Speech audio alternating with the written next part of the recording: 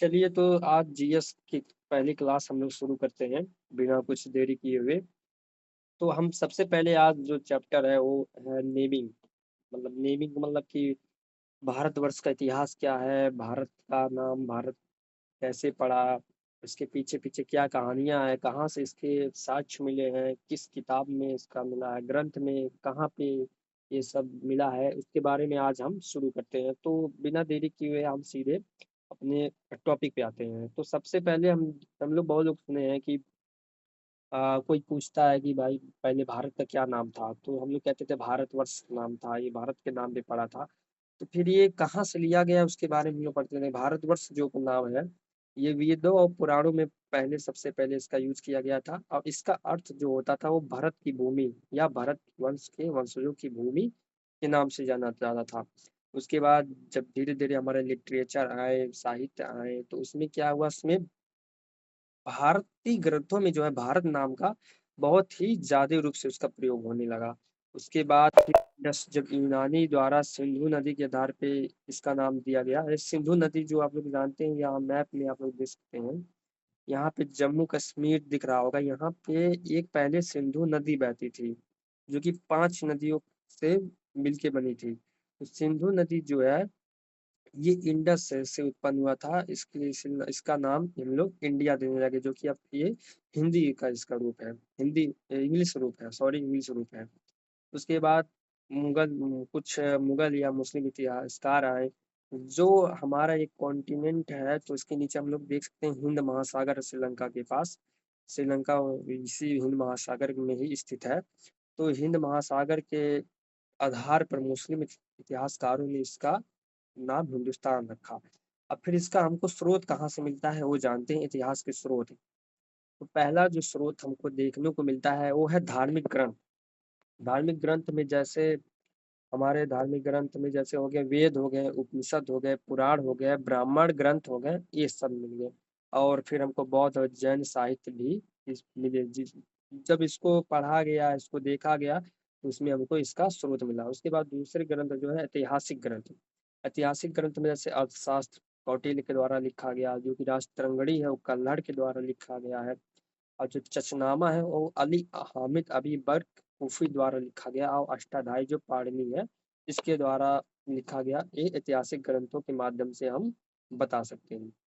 और कुछ विदेशी यात्री भी आए थे, तो जैसे मेगास्थनीज जो यूनानी विदेशी यात्री है, ये मेगास्थनीज जिसने इंडिका लिखा, हेरोडोटस आए, और चीनी यात्री जैसे फाहियान आए, हिमेंशांग आए। अल अरबी में मुस्लिम जो है अल बरूनी आए, जिन्होंने किताबे उल हिंद और इब्न बतूता जो कि रहला नामक पुस्तक का रचयिता है। पुरातात्विक सच जैसे सिक्के हुए, मूर्तियां हुई, स्तंभ लेख हुए, शिलालेख हुए, जैसे स्तंभ लेख जैसे प्रयागराज प्रशस्ति में मिल गया हमको, ये सब इत्यादि हो गए। तो हम सबसे पहले देखते हैं धार्मिक ग्रंथ। धार्मिक ग्रंथ में को हम डिटेल से अब पढ़ते हैं, तो इसमें हम सबसे पहले वेद के बारे में पढ़ेंगे, वेदों का परिचय जानेंगे। तो वेद, वेद जो है विद, विद धातु से बना है, जिसका अर्थ है जानना। वेद का अर्थ है जानना। और वेदों को श्रुति साहित्य भी कहा जाता है, क्योंकि इन्हें सुनकर सीखा गया है। मतलब कोई बोल रहा है तो अगला व्यक्ति उसको सुन रहा है, इसको पढ़ लिख नहीं रहा है, इसको सुन रहा है, इसलिए इसको श्रुति साहित्य के नाम से भी जाना जाता है। और वेदों की संख्या जो कि वर्तमान में जो है 4 है। 4 में और कौन कौन से वेद है, पहला ऋग्वेद है, दूसरा सामवेद है, तीसरा यजुर्वेद है, और चौथा अथर्ववेद है। और सबसे भारत का सबसे प्राचीन धर्म ग्रंथ जो है वो वेद है। और वेद के संकलन करता यानी रचयिता जो है वो महर्षि कृष्ण देवरायन वेद व्यास जी हैं। तो वेद व्यास जी का पूरा नाम क्या है, महर्षि कृष्ण देव व्यापन वेद व्यास। तो इसमें सबसे पहले पहला वेद जो है ऋग्वेद।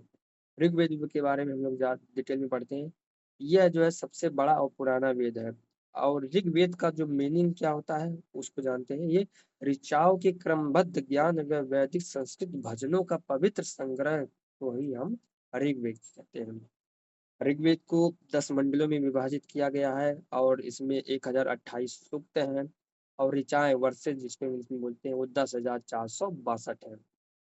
और ऋग्वेद से संबंधित कुछ प्रमुख जानकारियां जानते हैं, जैसे इंद्र, इंद्र देवता जो कि बारिश के लिए माने जाते थे, इनका ऋग्वेद में जो है 250 बार उल्लेख किया गया है और ऐसा माना जाता है कि उस समय प्राचीन काल में यही प्रमुख देवता थे और दूसरे नंबर पे जो थे वो अग्नि थे। इनका ऋग्वेद में 200 से अधिक बार उल्लेख किया गया और ऋग्वेद को पढ़ने वाले को हम लोग जो बोलता था उसको हम होत्र कहते थे।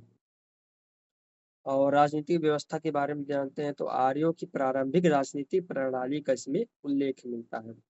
तीसरा मंडल जो है इसमें है तो 10 मंडल, लेकिन हम कुछ इंपॉर्टेंट मंडल पढ़े हैं। जैसे तीसरा मंडल जो है विश्वामित्र द्वारा रचित यह मंडल है। इसी मंडल में हमको गायत्री मंत्र जो कि सूर्य देवता सावित्री को समर्पित दिया गया है। और प्रारंभ में जो है जो 10 मंडल हमको दिख रहा है ऋग्वेद में, प्रारंभ में केवल 2 से 7 ही मंडल ऋग्वेद में हमको मिलते हैं। ये बाद में फिर 8वां 9वां 10वां जुड़े। 8वां मंडल क्या है? 8वां मंडल हस्तलिखित ऋचाओं का उल्लेख एवं कर्ण परिवार से संबंधित है। मतलब कि इसमें जो 8वें मंडल में है, हम उसको जो ऋचाएं हैं उसको हाथ से लिखा गया मिलता है। और एक कर्ण परिवार जो कर्ण वंश आता है जिसको हम आगे पढ़ेंगे, उसके बारे में भी उल्लेख है। और 9वां मंडल जो है वो सोम देवता को समर्पित है। और 10वां मंडल जो है वो चतुर्वर्ग समाज जिसमें ब्राह्मण क्षत्रिय वैश्य शूद्र का उल्लेख है, इसका वर्णन किया गया है 10वें मंडल में। तो ये सब केवल इंपॉर्टेंट फैक्ट है जिसको आपको याद करना है। एग्जाम में इससे क्वेश्चन बहुत बार पूछे जाते हैं। हाँ, और ये भी देखते हैं जैसे वैदिक काल को हम दो भागों में बांटते हैं। एक एक पोस्ट वैदिक काल, एक प्री वैदिक काल। यानी कि प्राचीन वैदिक काल और उत्तर वैदिक काल। तो प्राचीन वैदिक काल जो है वो कर्म आधारित पे था और जो उत्तर वैदिक काल आया इसमें कुछ कुरीतियां हैं जो कि वंशावली आधारित होगी। कर्म आधारित मतलब कि जो व्यक्ति जो कर्म करेगा उसी अनुसार उसको बांट दिया जाएगा, उसकी योग्यता के आधार पे उसको उसी आधार पे जो समाज में एक उचित पद है वो मिलता है। जबकि उत्तर वैदिक काल में जो है वो वंशावली आधारित हो गई, मतलब कि राजा का बेटा राजा ही बनेगा और सेनापति है तो सेनापति ये काम करेगा। ये वंशावली आधारित हो गई। और इस समय जो हम लोग वर्तमान में चल रहा है वो क्या है? वो गणतंत्र आधारित है। कुछ और अन्य तथ्य भी इसमें जानते हैं। अन्य तथ्य में जैसे धर्मसूत्रों में इन 4 वर्णों के कर्तव्यों का वर्णन मिलता है। और शतपथ ब्राह्मण को वैदिक साहित्य में ऋग्वेद के बाद दूसरा स्थान प्राप्त है जो कि यजुर्वेद का एक भाग है। शतपथ ब्राह्मण जो है ये यजुर्वेद का भाग है और इसको ऋग्वेद के बाद दूसरा स्थान मिलता है वैदिक साहित्य में। तो दूसरा हम पढ़ते हैं सामवेद। सामवेद का अर्थ क्या होता है? धुनों एवं मंत्रों का वेद। मतलब वन धुन एवं मंत्र मतलब संगीत का जो हमको देखने को मिलता है वो सामवेद में मिलता है। और इसमें लगभग 1875 मंत्र हैं।